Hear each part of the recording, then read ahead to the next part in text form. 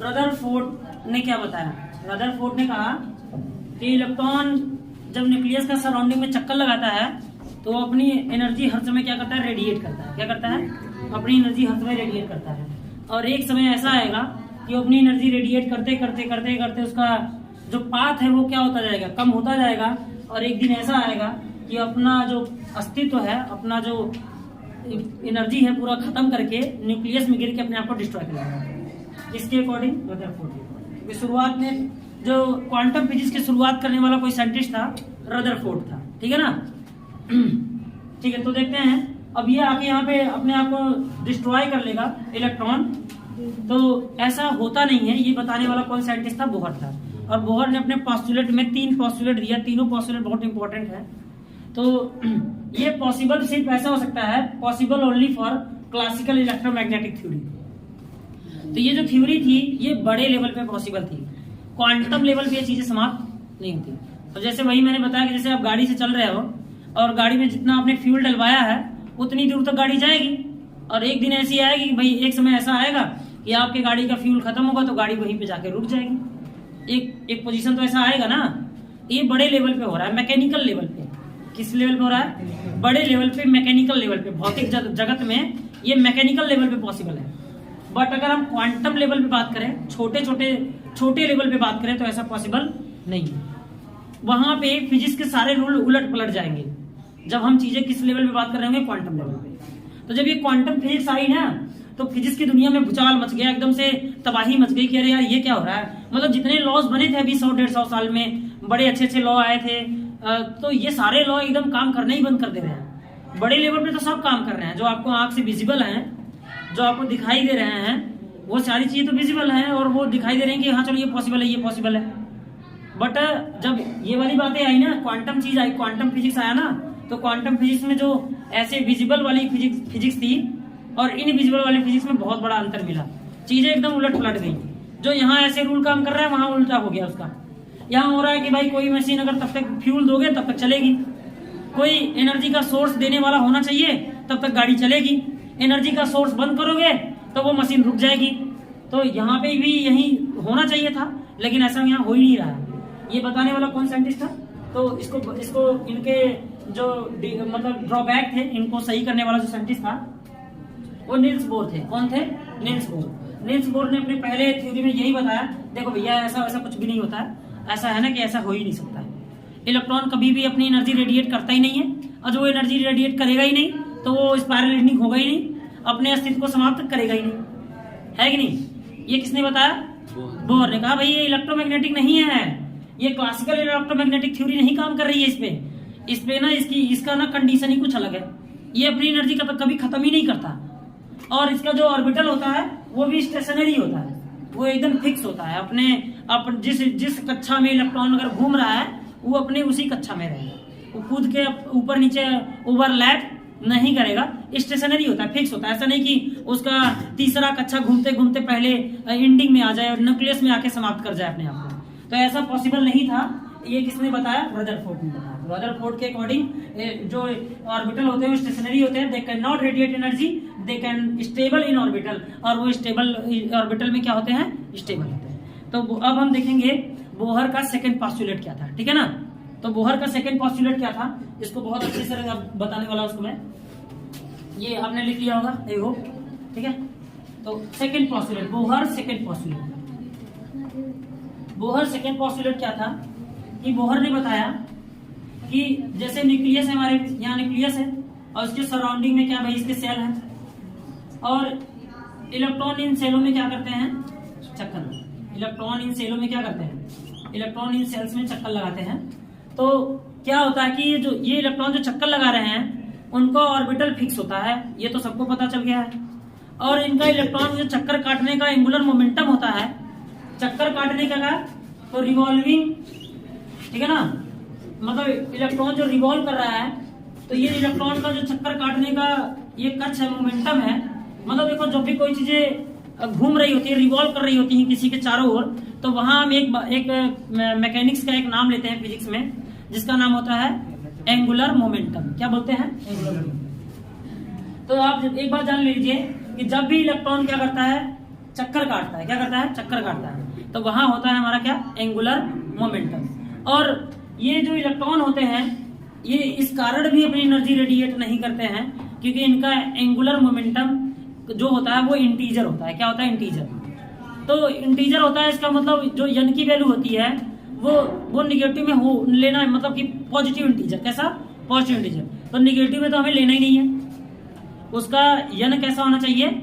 उसका n होना चाहिए, जो संख्या लेनी है हमें, जो ये कक्षकों की संख्या लेनी है, कक्षकों की संख्या को n से दिखाते हैं। यहाँ पे क्वांटम नंबर को किससे दिखाएंगे? क्वांटम नंबर को हम यहाँ से n से दिखाएंगे। किससे दिखाएंगे? n से। और n हमारा होना चाहिए इंटीजर। क्या होना चाहिए? इंटीजर। अगर हमारा n इंटीजर है तो इसका मतलब पॉजिटिव इंटीजर। यहाँ पे बात हो रही है किसकी? Positive integer. मतलब हम निगेटिव इंटीजर ले ही नहीं सकते, हम फ्रैक्शन वाली वैल्यू ले ही नहीं सकते। जब हम चीजों को फ्रैक्शन करेंगे तो फ्रैक्शन में चीजें पहले से कम हो जाती हैं। फ्रैक्शन में चीजें पहले से क्या हो जाती हैं? कम हो जाती हैं। अब जब फ्रैक्शन में चीजें पहले से कम हो जाएंगी, इसका मतलब वो अपने एनर्जी लेवल को कम कर रहा है, या तो एनर्जी लेवल को ज्यादा कर रहा है, और मतलब कक्षक अपनी जो कक्षा है इस कक्षक को कम कर रहा है या तो कक्षक को ज्यादा कर रहा है। अगर हम कहें फिक्स है, ये पहला ऑर्बिटल था, ये दूसरा था और ये तीसरा है, तो तीसरा मतलब जो भी रहेंगे वो एकदम इंटीजर रहेंगे। क्या रहेंगे? Integer. Not fraction, not decimal. This is only for pure value. वो हमेशा कैसा होना चाहिए? प्योर वैल्यू होना चाहिए। तो जब वो प्योर वैल्यू रहेगा तो हम कह रहे भैया अगर कक्षा संख्या सेल संख्या 1 में घूम रहा है तो वो तो 0.1 में तो घूमेगा नहीं, 1/2 में तो घूमेगा नहीं। मतलब कहने का मतलब कि उनका ऑर्बिटल NH/2π क्या बता रहा है? उनका ऑर्बिटल भी क्या है? फिक्स है। उनका एंगुलर मोमेंटम क्या है? फिक्स है। तो पहली बात, जो इलेक्ट्रॉन्स होते हैं, इलेक्ट्रॉन्स रिवॉल्विंग सराउंडिंग कहाँ? न्यूक्लियस।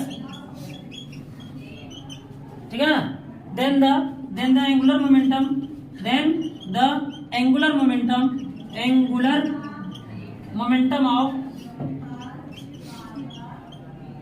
of each electron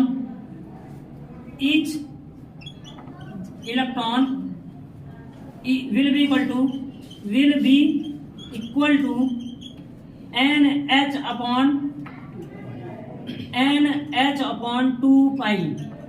अब n हमारा यहाँ इंटीजर है, बोले तो n एकदम ऐसा फिक्स है। कैसा? एकदम फिक्स है। वो फ्रैक्शन में हो ही नहीं सकता, वो अपने आप को कम कर ही नहीं सकता। समझ गए क्या?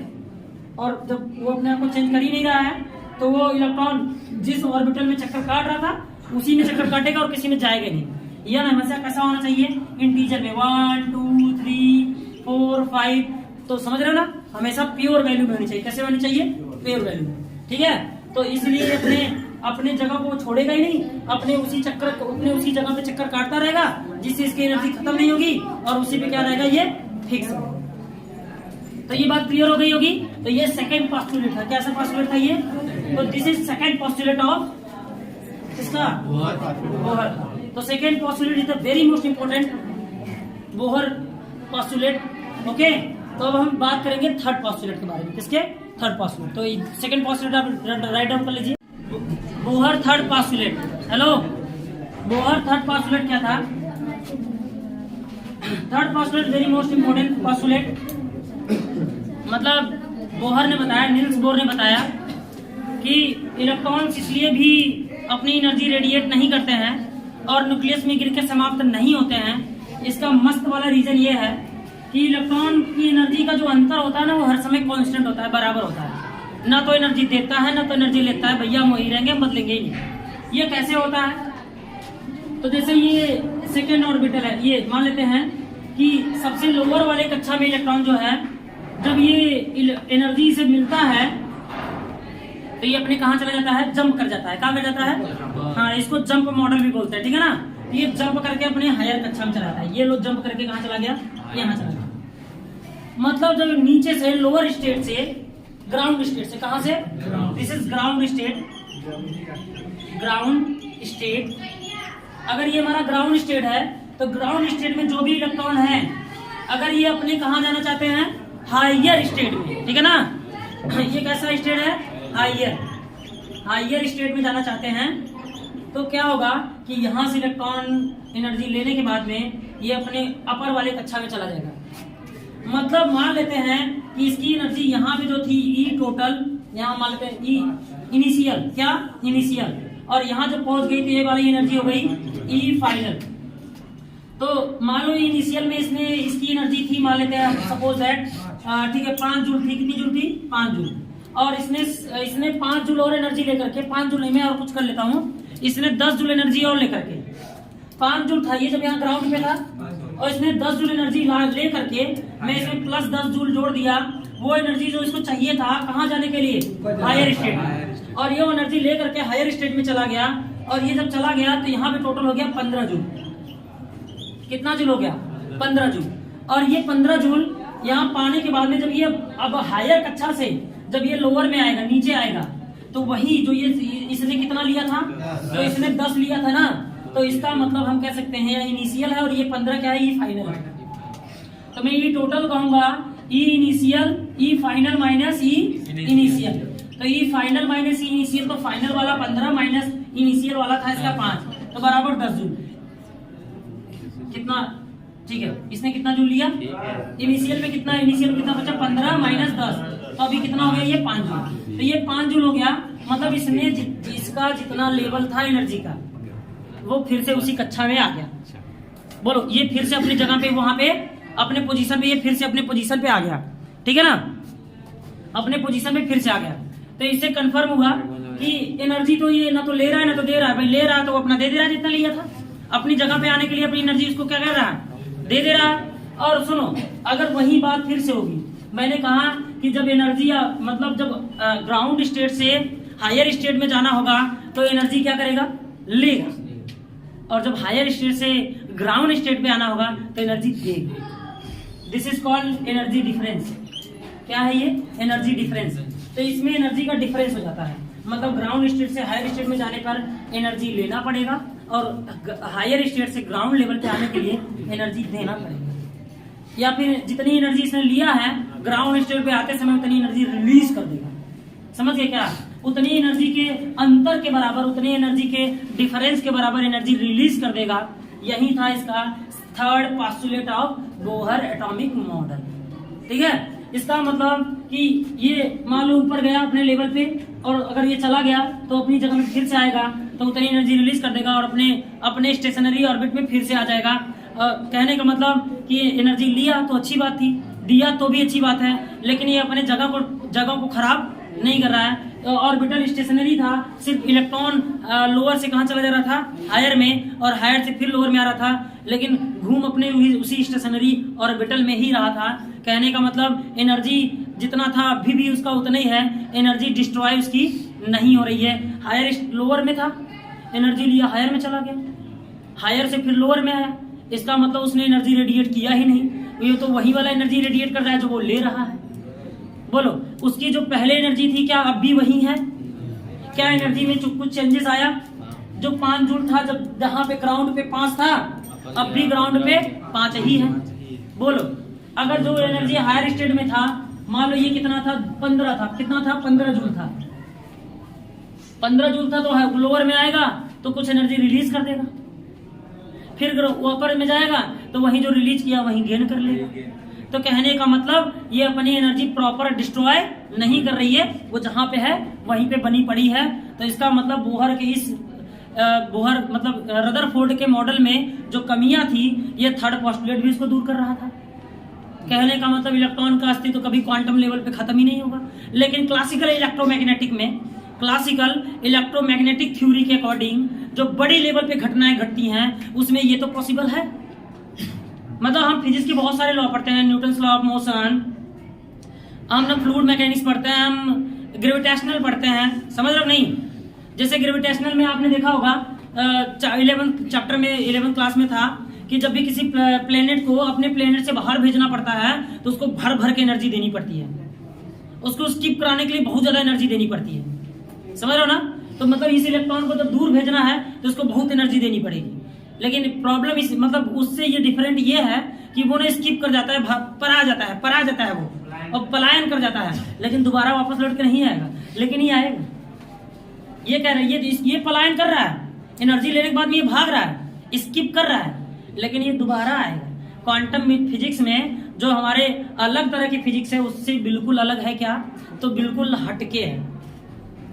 मतलब हम समय में आगे चल रहे हैं, हमारा लाइफ साइकिल आगे चल रहा है, हम धीरे धीरे लाइफ में अपने आप को मतलब हम बूढ़े होते जा रहे हैं, लेकिन क्वांटम फिजिक्स कह रहा है कि तुम बूढ़े ही नहीं हो रहे। तुम समय में अगर तुम आगे भी चले गए हो तो तुम समय में कहाँ चले जा सकते हो, पीछे भी आ सकते हो। समझ रहे हो ना, मतलब तुम मतलब कभी अपने अस्तित्व को क्या कर रहा है, समाप्त ही नहीं कर रहा है, कभी डिस्ट्रॉय ही नहीं रहा है। तो क्वांटम लेवल पे जो फिजिक्स थी वो बिल्कुल अलग थी, और जो ऐसे अलग से फिजिक्स आई जो अब हम लोग पढ़ते आए हैं और जो काफी दिनों से चल रही है, 100 सालों 2 सालों में कोई एक्सपेरिमेंट आता है तब उसको बाद में प्रूफ होता है और दुनिया जानती है उसको।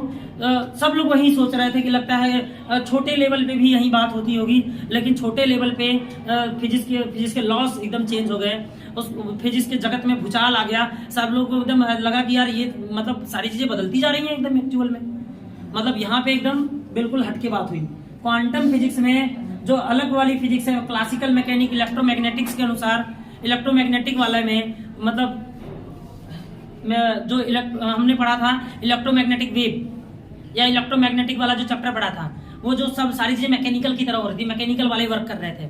जो हमें दिख रहा है कि भाई हम जनरेटर चलाएंगे तो जनरेटर चलेगा, हम साइकिल का पहिया डुलाएंगे तो साइकिल चलेगा ना, लेकिन यहाँ पे उसके सारे रूल फेल हो जा रहे थे, किसमें, क्वांटम फिजिक्स में। तो बोहर के 3 पोस्टुलेट है, आपको ध्यान से याद रखने होंगे, मैंने तीनों को बहुत अच्छे तरीके से एक्सप्लेन कर दिया है। आई होप कि आप याद रखेंगे इसे।